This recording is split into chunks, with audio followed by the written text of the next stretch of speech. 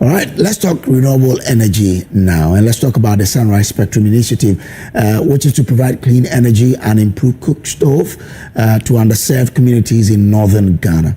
And we have the Green for Change Ghana in partnership with Tangelic implementing this project. And joining us for a conversation on this is Jesston Williams of Tangelic and John Balankoo Sumbo of Green for Change Ghana. I guess this is Jesston Williams and this is Balankoo Sumbo, right? Yes. Gentlemen, good morning. Good morning. And thanks for joining me. Thank you. Now, Thank you. Let me start with you, Jackson. It's Jesston. Yes. What is this Sunrise Spectrum Initiative about? Yes. Well, first and foremost, thank you for having me this morning. As you mentioned, my name is Jesston Williams, and I serve as the executive director of Tangelic. And Tangelic is a U.S.-based NGO that specializes in clean energy, climate finance, as well as community-led development. So when we talk about our Sunrise Spectrum Initiative, it is a clean energy system that combines clean cook stoves, home solar systems, as well as community microgrids. And the big piece of that as well would be to empower the community. So everything we do within Sunrise Spectrum has a huge emphasis on gender equity, or equality, I should say. So Sunrise Spectrum is the project's name? That is correct. Okay. Yes, that is correct. Yes, and we have partnered with John and his organization, Green Change for Ghana. He is our on-the-ground partner, and we are set to deploy. We are fully activated and set to deploy February of next year, 2026. Mm-hmm. So then the Tangelic is... what role do you play and what role does Green for Ghana also play? Well, as I mentioned, Green Change for Ghana, they are on the ground partner. So they have been in the Tamale area, so correct, John, for many years now. So with that said, they have deep ties to the community. And Tangelic, we are the full design team. So we have spent the last year engineering our Sunrise Spectrum and putting things in motion to deploy next year. So why is this so important for Ghana now? Yes, so my name is John Balankoo Sumbo, as you've already mentioned, and director for Green for Change Ghana. We are based in Tamale, and then we operate largely in the 5 regions of northern Ghana, trying to support farmers to adapt to climate change mitigation practices so that they can still have some good yields amidst changing climate.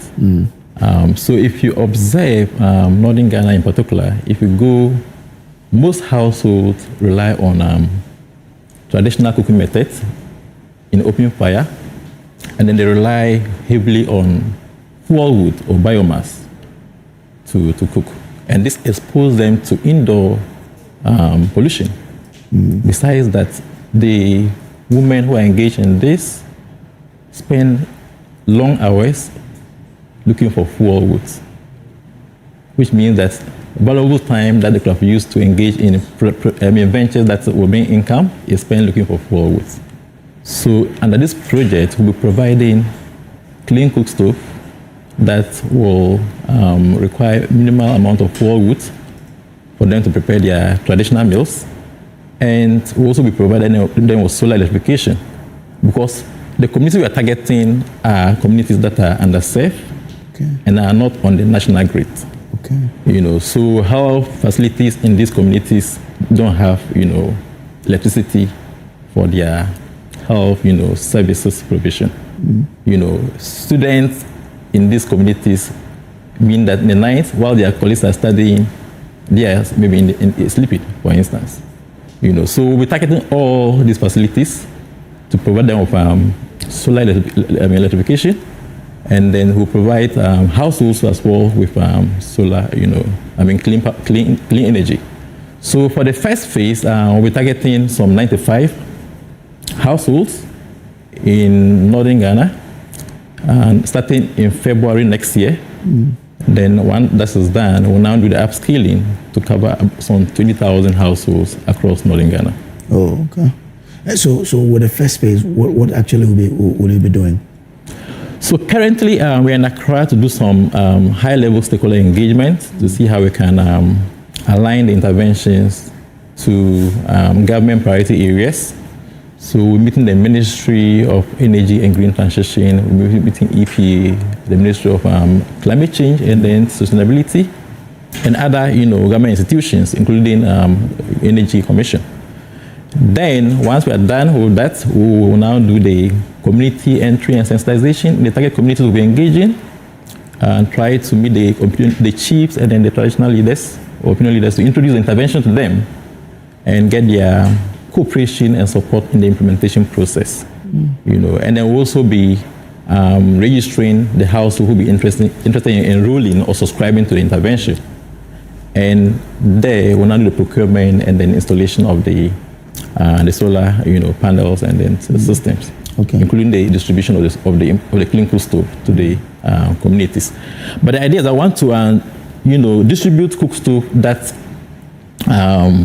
will meet the needs of the households so that they can still prepare their traditional meals with the same efficiency compared to the traditional system or model. But if you get a cook stove, that takes maybe a longer period to prepare the meals that would take maybe a lesser period of time. Definitely, it will affect the adoption of the system we are introducing. So we are trying to do it to align with the context, local context, to ensure that adoption is improved. And also we'll be training local technicians or artisans so that when these cook stoves or solar system break down, they can fix them or repair them, sort of calling Green for Change or Tangelic to come in to do the maintenance for them. And all this is to ensure sustainability of the usage of these systems we are providing. Okay. Yeah, Jesston, who will be financing this project? Well, we have a climate finance piece with Tangelic. Therefore, that involves blended finance, which is loans as well as grants, and carbon monetization as well. So using those blend finance mechanisms will ensure that the Sunrise Spectrum initiative is sustainable for years to come. And just to touch on what John just mentioned, it's very important for us to have community-led development. We're talking about training and creating jobs, uplifting the people of the community. That's what we do. That is very important for us to also have women involved, because we believe that women are definitely the pillars of communities that we serve.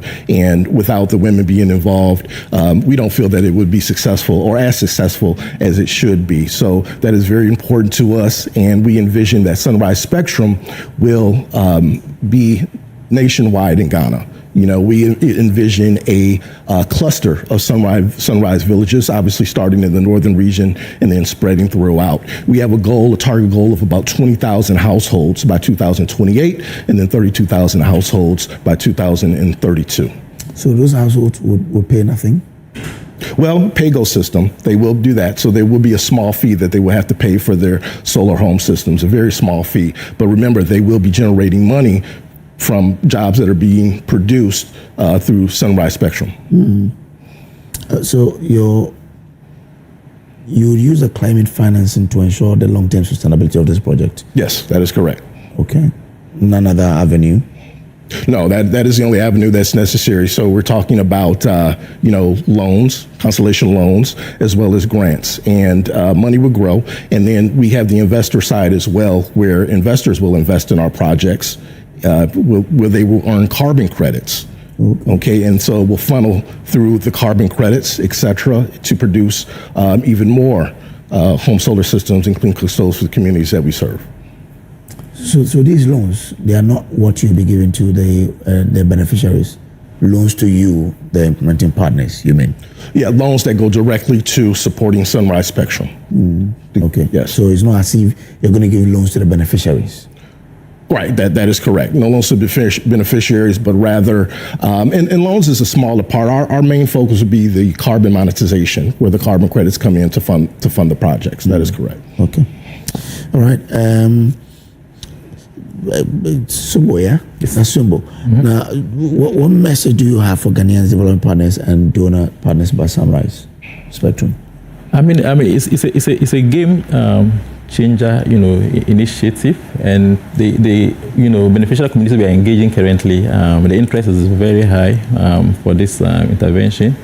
When we did the initial, scoping and then field visit, they were very enthusiastic and interested in seeing the rollout. So the message is that it's good we see how we can reduce emission by adopting clean energy or systems, because the more we transition to the use of clean system, we are cutting down on emission and black carbon emission in particular, and it will contribute to climate change mitigation and make our environment more beautiful to stay in, or more conducive to live in.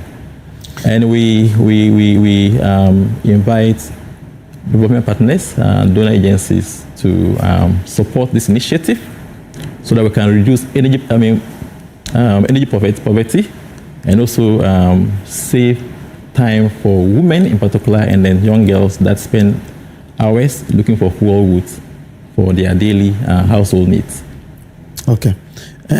Jesston, I didn't ask you, are there any criteria that potential beneficiaries have to fulfill before? Who is a beneficiary? The beneficiaries would be the people of the communities that we serve. Am I understanding your question? First question? Yes. But are there no criteria that those members have to fulfill? Oh, no, okay. Not at all. No criteria. I was here last year and met with John and went into the communities in northern Ghana. Beautiful people, and had great conversations with them. And there are absolutely no criteria, essentially, that they have to fulfill. In those communities that we will serve, I believe it's about roughly 45% of the communities are without power. So we identified a need, and we are here to provide a solution for them. Okay. All right. Thank you very much. Thank you. So Jesston Williams is the CEO of Tangelic, right? Executive Director. Executive Director Yes. of Tangelic. And John Balankoo Sumbo is with Green for Change Ghana. Guys, thank you very much. Thank you.